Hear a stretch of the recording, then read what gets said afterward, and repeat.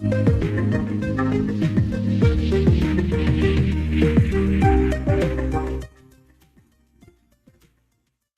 and happy Tuesday evening. Thanks for joining us on Unscripted here on Up North Live. Today is National Shop for Travel Day. I thought this was fitting, Joe, with the weather, because based on the weather, today might be a good day to plan ahead to go somewhere warmer or plan. What is it? Shop for Travel Day? Shop for Travel Day, yes. So if you're going on a trip today, like go get your supplies today? Get your supplies or book that ticket, book that flight, maybe go somewhere warmer where there's some sunshine. Right.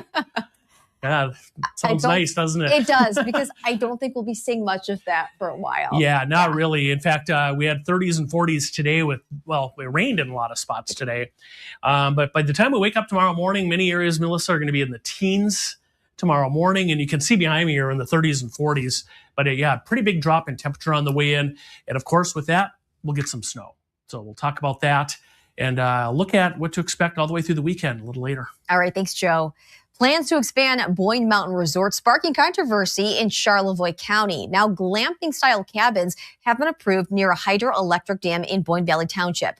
Our Cody Bear spoke with a conservation group that has some issues with the plans and has more on the concerns. My main concern as an angler, an activist, and conservationist, this river doesn't have a voice. That fish that's right there doesn't have a voice. And we need to be advocates for the resource. Friends of the Boyne River, a conservation group, worried about what sits just above that resource. Boyne USA, the operator of Boyne Mountain Resort, licensed a hydroelectric dam near a 68-acre reservoir on the Boyne River from 1982 to 2022. They're now asking the Federal Energy Regulatory Commission, or FERC, to extend the licensing term for at least 30 years. Rivers are kind of like blood in our bodies. Dams act as a blood clot and they slow down that progress, causing stagnation. And eventually all they do is back up sediment and cause issues with the rest of the river. The extension would be in line with expansion plans. In May of 2023, Boyne Valley Township approved early ideas to expand Boyne Mountain Resort by the dam along Addis Road. The ideas at that time included small cabins, an area for historical presentations, and a high-end spa. It'd be great to have a resort with a spa, but having a moving river can be just as impactful and even more attractive for renting out those spaces. The township has approved the rezoning of 18 total parcels near the river to resort mixed use. Resort mixed use zoning allows things such as hotels, restaurants, and shops. You can't take a public resource such as a river and privatize it for monetary benefit. In April of 2024, township officials approved 6 glamping-style cabin units along Addis Road and 9 more units on 600 Dam Road. It would be on land owned by Boyne Mountain, which Friends of the Boyne River says they have no issues with, but they continue to emphasize that the reservoir must be accessible to everyone. The river belongs to all of us as citizens of the state of Michigan. We're passionate about the river. It's the reason why many of us live up here. We came to the Boyne region so we could enjoy the natural beauty that we have, whether we kayak or paddle or fish or just go out and hike the trails and bird watch. The Regulatory Commission has required public access to the area in the past, but legal documents show Boyne Mountain has been found non-compliant with recreational access requirements before. And Representative Jack Bergman wrote a letter to the commission in May asking them to remove that public access requirement by the dam in the licensing agreement, saying, quote, Boyne USA has already made significant investments in maintaining trails and providing public access downstream for recreational fishing. As such, any additional public access conditions proposed by FERC, particularly those that would require access to the dam structure, impoundment, or upstream private lands, could introduce serious safety and liability concerns, as well as potential environmental disturbances. Kosminski has a different message for regulators and tells me he'll keep saying it as long as he needs to. Some wars were fight for whiskey. We will fight wars for water. We need to keep these places to keep the next generation interested in going outdoors and enjoying what we have. That was Cody Bear reporting. Boyne Mountain declined the interview, but did send us a statement, in part saying, quote, like many families fortunate enough to care for important properties like this, we are thoughtfully exploring how to preserve this special place in both sustainable and regenerative ways for future generations, while sharing its beauty with others who will appreciate it as our family has, end quote. And of course, we'll keep an eye on this story as federal regulators continue processing the relicensing request and keep you posted.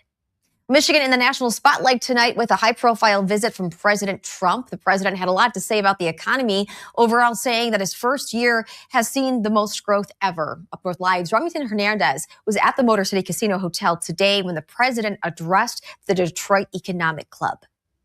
The president taking something of a victory lap here at the Motor City Casino on the economy, including inflation, manufacturing, and tariffs. The Trump economic boom is officially begun. Trump speaking to the movers and shakers of Michigan business, looking to lay out what he feels were the successes of his first year in office. Under our administration, growth is exploding, productivity is soaring, investment is booming, incomes are rising, inflation is defeated, America is respected again like never before.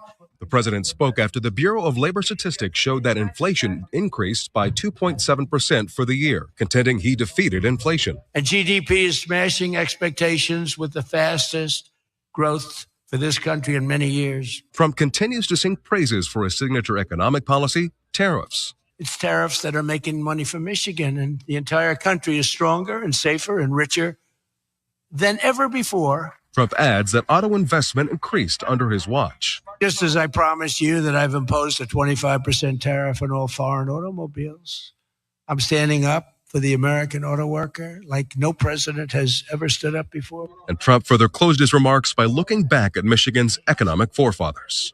It was built by legends like Henry Ford, Henry Dow, Thomas Edison, the Kellogg brothers, Alfred P. Sloan, the founder of General Motors, men who lifted up American workers and strengthened our nation beyond even belief.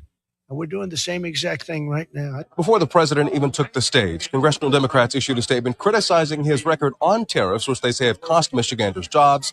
They also say the prices are still too high, and they also bashed his Medicaid cuts. At the Motor City Casino in Detroit, I'm Remington Hernandez reporting. Now, on the other side of the aisle, we did speak with Congresswoman Haley Stevens, a Democrat, ahead of Trump's appearance today, taking aim at the White House's trade policy and the raft of tariffs that's roiled global markets and challenged Michigan's supply chains. Here's Stevens' response. We will get better results if we are actually listening to the entrepreneurs and the innovators and the hardworking people of our state each and every single day who are certainly feeling the squeeze of rising costs. Now, to see the president's full speech, you can head to our website, UpNorthLive.com. We'll get ready for a snow-filled adventure at Winter Trails Day this Saturday, January 17th at Timber Ridge Resort in Grand Traverse County. It's going to be a family-friendly day of winter trail activities. It's really the perfect reason to get outdoors and embrace the winter season. Gianna Goethel, the charitable giving manager with Traverse Area Recreational Trails, or TART, joins us with more on this festive outdoor winter event. Gianna, wonderful to see you, lady. Hello, thanks for having us on. Thank you for joining us. I want to start with Winter Trails Day. It's a free event. It's this Saturday at Timber Ridge. What can people expect? So I always like to say that Winter Trails Day is an amazing day to reduce those kind of common barrier to entries of starting these winter trail sports. So maybe it might feel like it's too expensive, or you don't know what kind of equipment you need. You don't know the technique to cross-country ski. We don't have to worry about any of that because this Saturday we're going to cover all of it for you. We're providing free equipment to demo, free lessons, and advice and guidance on how to get out there and enjoy trails in all seasons. We're going to be focusing on the winter fun this weekend. And speaking of winter fun, I think that, we mentioned too, this is a free event, but donations are accepted for TART. We want to be able to keep the trails going strong for this very reason. Absolutely. We've got teams out there on the trails year round, working really hard, and it doesn't happen for free. So we are always accepting volunteers. So gracious to those that can and choose to support and give back to the trails. It allows us to prepare the trails during the summer months to provide great wintertime conditions and vice versa. And would you say the event's kid friendly? I mean, I know it's family friendly. Is there an age requirement or age limit that you're looking at? Everyone is welcome. This is a super accessible event. There will be equipment for young kiddos. It's definitely limited, but kids can come out in sleds as well, or backpacks. It truly is family friendly. All are welcome. Equipment is available on a first come, first serve basis. So what we have available at the time you arrive is what's available for you to use. And we want to get as many people out there as possible learning how to enjoy the trails and enjoying the trails this weekend. And how do people register? Is this something they should go online for, Gianna, or do they have to go somewhere in person to register? You can register online on TART Trails website, which is traversetrails.org. And we do encourage people to register in advance. That will help us prepare and make sure we have enough volunteers, as much equipment as possible, and that our wonderful partners can provide enough people to help provide these demos and training sessions. And as far as the schedule of events go, what time do you recommend people get out there, and what time does everything go until on Saturday? The event starts at 10:30, and we'll be headed out to do these demos on a rolling basis throughout the day until 2 p.m. Perfect. Jana, awesome to see you. Sending you a hug through the airwaves right here. We appreciate you coming on tonight with Up North Live's Unscripted. Of course, Jana Goethel with TART. She is giving us information of the Winter Trails event happening this Saturday. All of those details can be found on our website, UpNorthLive.com. That brings us to our question of the day. Do you use your area trails year-round, no matter the community that you're in? Chime in, let us know. You can check out our Facebook page, Up North Live, or go to our website, UpNorthLive.com. We, of course, will check out those responses coming up a little bit later in the show. More details now in a story we first told you about yesterday. The search continues tonight for a miniature horse named Ricky, missing since New Year's Day. Up North Live's Mary Jane Glenn talked with people dedicated to finding Ricky, and she has the latest on the effort. We have just been tirelessly looking for Ricky, some sign of Ricky, some sign. We haven't had a whole heck of a lot of luck with any signs of him. No sightings, no real confirmed new tracks, no manure, but we're not giving up. Volunteers a part of the search and rescue team tell me that Ricky has been missing since January 1st. The last sighting was January 2nd, in between Mackinac Trail Winery and the Pike Resort Winery off of Williams Road. The search has been described as endless, with volunteers searching on foot, with vehicles, drones, and rescue tracking dogs, all in effort to bring Ricky back home to his owners, Kim and Rodney Sherwood. It's all of the people who have ever come into contact with him, the folks at the senior center, the folks that he's actually that have been to the farm to see him and learn to hug and play and enjoy horses and just build that relationship with people and with children growing up in that, and seeing a family who's had a family member for all intents purposes, 29 years, now just gone missing with no answers. And those searching are asking for your help. First of all, social media, you see it, please share. And any sighting, no matter how minuscule you think it might be, any sign, a track in your yard, manure, of course, a sighting. I've been concentrating on looking at herds of deer out in fields because sometimes a horse will join a herd of deer for a short time. And also I've been checking like the farms that have the cattle and see if he snuck into the middle of a herd of cattle and is eating their hay. If anyone has seen Ricky, you can contact Central Dispatch anonymously. Whether you're sheltering him or not, we would love to see him come home. And this isn't about placing blame. It is about bringing Ricky home. In Emmett County, Mary Jane Glenn, Up North Live News. All right, stay right here. Chief Meteorologist Joe Charlevoix takes a look at that weather forecast coming up. I'm Jada Johnson from Big Boys TV, and the Fish and Game Report is sponsored by Johnson's Propane.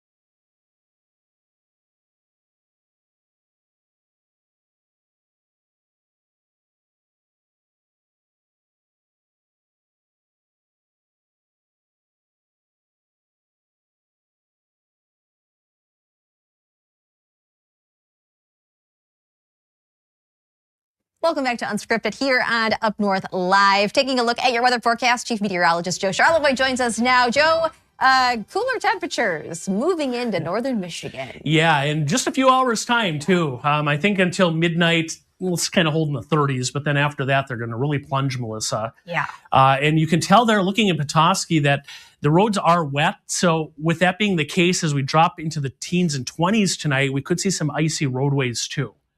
That is a look in Petoskey where it's still 36, so we're still about freezing. The roads are just wet currently. But again, we do expect some of the roads to ice up a little bit later tonight.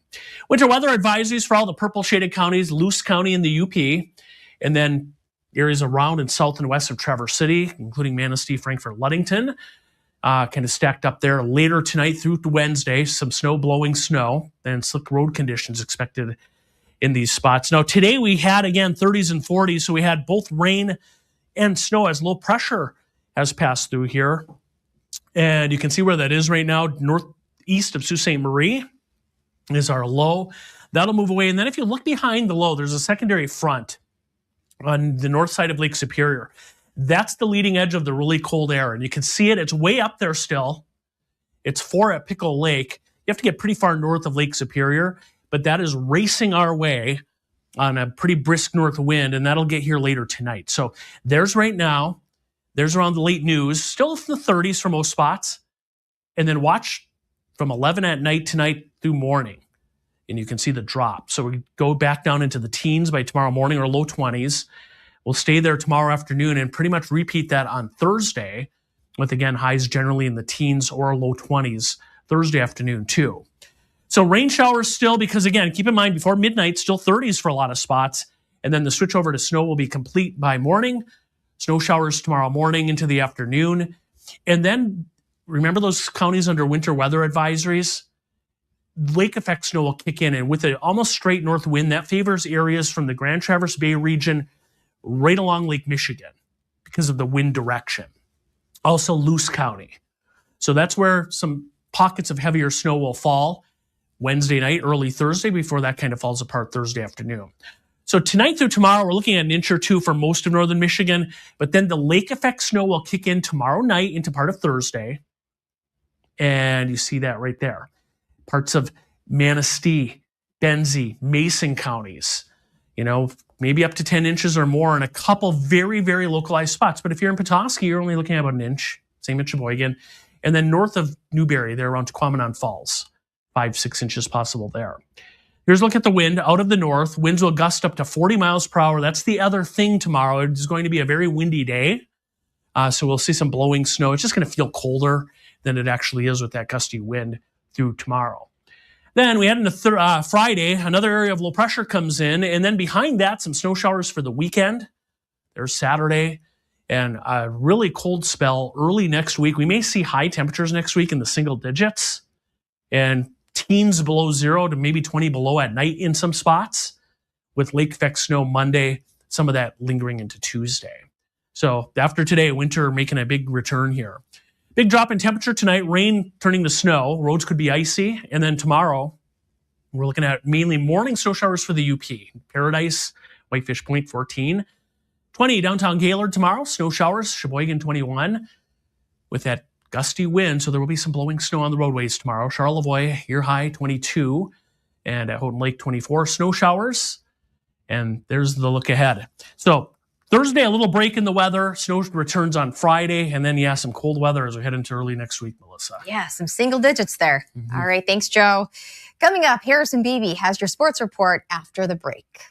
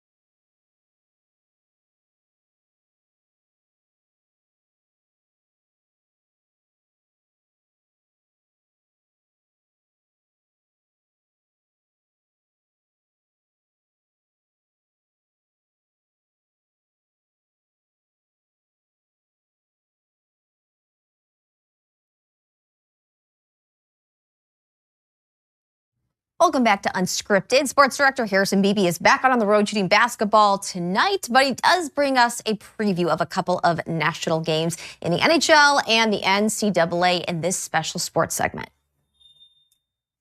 Hey, Melissa. Yeah, I'm back in the digital studio here, touching base on the big sporting events tonight, but also last night as well. A huge night at Little Caesars Arena for the Detroit Red Wings, honoring Sergei Fedorov by retiring his number 91 jersey to the rafters last night. And now Sergei joins an elite list of former Red Wings to have their numbers retired in downtown Detroit. On the illustrious list of retired numbers includes number 1, Terry Sawchuk, number 4, Red Kelly, number 5, Nicholas Lidstrom, number 7, Ted Lindsay, number 9, Gordie Howe, number 10, Alex Del Vecchio, number 12, Sid Abel, number 19, Steve Yzerman, and of course now number 91, Sergei Fedorov, making the list of historic Red Wings to have their numbers cemented in history. And the Red Wings have been playing pretty good as of late. They are back on the ice tonight, hoping to make it a 5-game win streak after defeating Carolina in overtime last night. The Wings going up against the Boston Bruins. We have an original 6 matchup here on a Tuesday evening in the NHL. But while we're talking about the Wings' success, let's take a look at how they've fared in the Eastern Conference this year. This is a season where the Wings are hoping to end that 9-year playoff drought. And if the season ended today, they'd be in the postseason. Still a long ways to go, but check out the Eastern Conference standings. The Wings tie with the Carolina Hurricanes with 60 points each through 47 games on the season. A good cushion for the Red Wings, but we know several months to go before that final playoff field is official. And Michigan State back in action tonight. The Spartans going up against Indiana at the Breslin Center. It'll be a 7 o'clock tip-off. And MSU now suddenly back in the discussion for a potential Big Ten title again. Let's go ahead and take a look at the standings. After Michigan fell to Wisconsin over the weekend, we suddenly have a lot more of intriguing of a conference race here. Nebraska and Purdue still 5-0 in league play, so they still lead the way as far as the potential for a conference title. But Michigan State, and Illinois all right there at 4-1 in conference. I'll do it for me in Unscripted Sports. I'm Harrison Beebe. All right, thanks to Harrison for that preview. And of course, we'll take a look at those live results for our question of the day coming up after this.